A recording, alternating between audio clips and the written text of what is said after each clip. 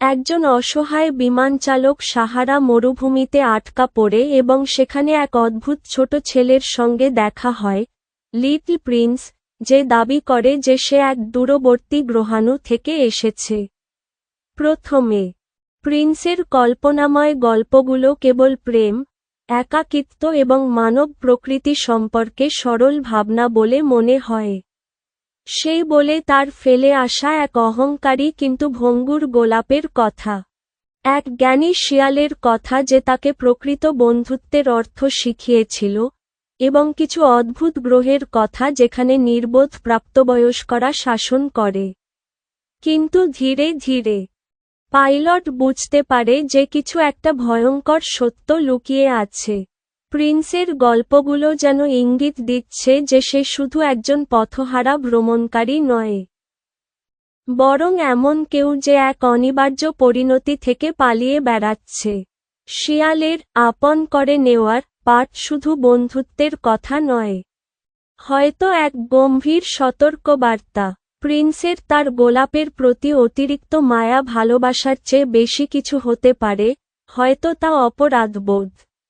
আর যখন সে এক চতুর সাপের কথা বলে, যে তাকে বাড়ি পাঠিয়ে দেওয়ার প্রতিশ্রুতি দিয়েছে, তখন পাইলটের মনে আতঙ্কের স্রোত বয়ে যায়। প্রিন্স হয়তো যে ফেরার কথা বলছে, তা ঠিক সেই অর্থে নয় যা পাইলট ভেবেছিল। রাত গভীর হতে থাকলে পাইলটকে সিদ্ধান্ত নিতে হয়, লিটল প্রিন্স কি একজন স্বপ্নচারী, এক রহস্যময় ভবঘুরে, নাকি তার চেয়েও বেশি কিছু।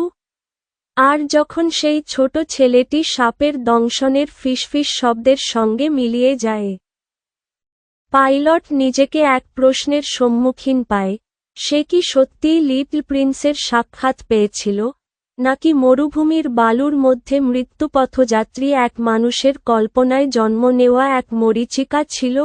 আপনার সোপ অপেরা স্টাইলের রোমাঞ্চকর ও টুইস্টে ভরা ব্যাখ্যা, যা এক চমকপ্রদ সমাপ্তির দিকে নিয়ে যায়।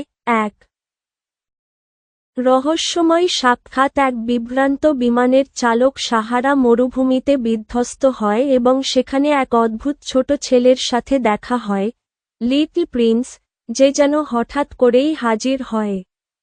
ছেলেটির সরলতা ও জ্ঞান পাইলটকে মুগ্ধ করে, কিন্তু তার সম্পর্কে কিছু যেন অবাস্তব মনে হয়।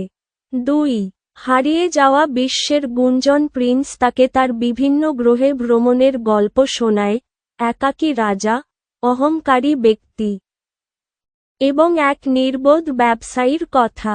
কিন্তু গল্পগুলোর মধ্যে এক ধরনের অশুভ আভাস লুকিয়ে থাকে, প্রতিটি সাক্ষাৎ যেন বাস্তবতার অন্ধকার দিকের এক সতর্ক সংকেত বহন করছে।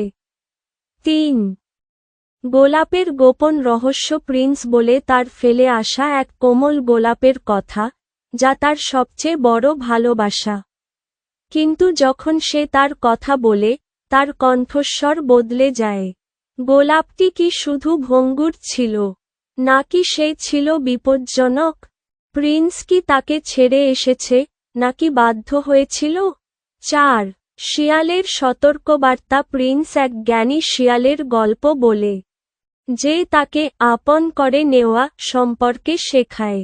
কিন্তু শিয়ালের কথা শোনালে তা যেন বন্ধুত্বের সহজ পাঠ নয়, বরং এক ভয়ঙ্কর ভবিষ্যৎবাণীর মতো শোনায়।